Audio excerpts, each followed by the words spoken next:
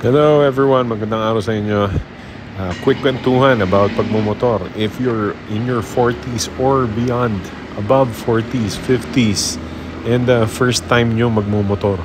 Ito based sa aking experience so far, may mga bagay na kailangan nyong isipin muna before you decide to get a motorcycle, scooter, bago ka magmotor. Okay? So, pag-usapan natin yan. So, ang unang-una is yung health check. Kailangan yung check kung may arthritis kayo. Mga kamay nyo, okay pa ba? Paa nyo? Ginagout ba kayo? Meron ba kayong mga conditions? So, pati tenga. Tingnan nyo kung nakakarinig pa ba kayo ng tama, tinnitus, meron ba kayong ganyan, hearing degradation. Tapos check nyo rin yung mata nyo. Nakakita na ba kayo ng tama pa rin? Madabo na ba? Kailangan ng salamin.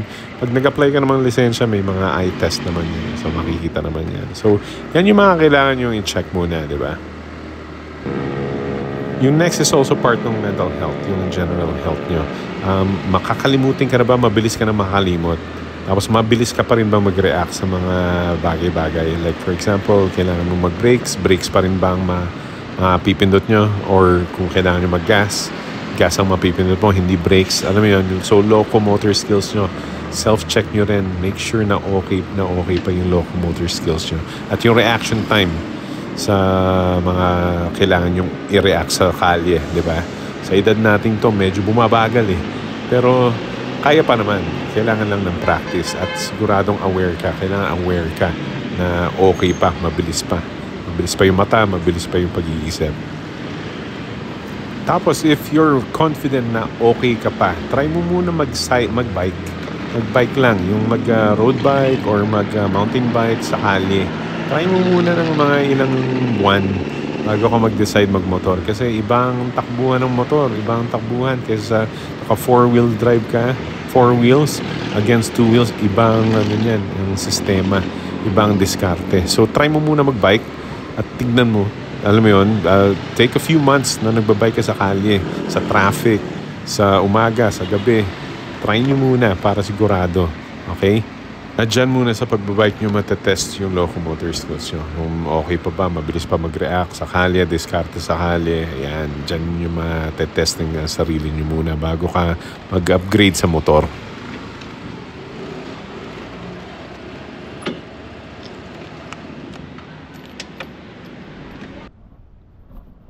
Biglang umulan.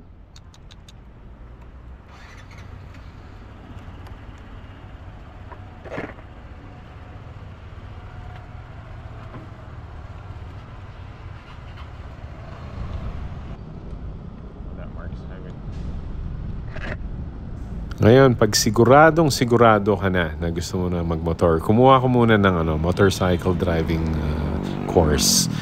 Sandali lang naman yan 40 hours lang kailangan mong punuin. Tapos yun na course of 5 days siguro or 5 or a week.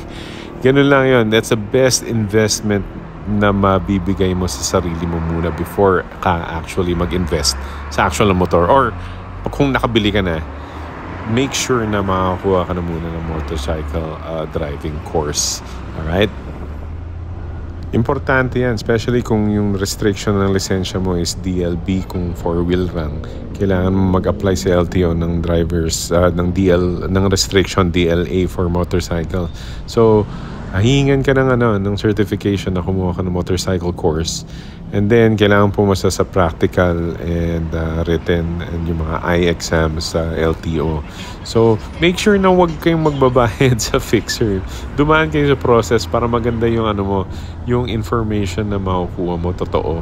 At hindi ka kamote sa kalye.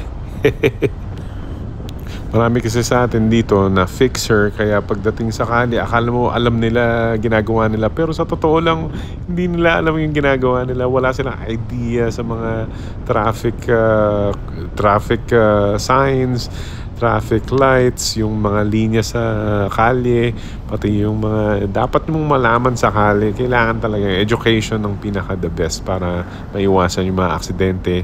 Alam mo yung mga dapat mong kaya mong pwedeng gawin sa hindi mo pwedeng gawin sa kalye.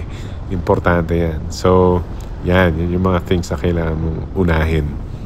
And then finally, kung nagawa mo na lahat yan, pwede ka nang mamili ng motor. Congratulations. Or kung may motor ka na, yan, pwede mo nang mag-practice ka na mag-practice na i-apply mo lahat ng natutunan mo sa driving school sa kalye. And yan, be safe lagi. Always think of your safety. Tapos yung mga safety gears na maituturo sa inyo sa driving school, siguradong makukumpleto mo yan. So mas ahead ka sa iba kasi alam mo yung mga batas, alam mo yung kaya mong gawin at hindi mo kayang gawin. Hindi mo pwedeng gawin sa kalye. So, yun lang naman. That way, may enjoy mo talaga yung pagmumotor safely. Makakauwi ka ng bahay mo, sa pamilya mo in one piece and safe.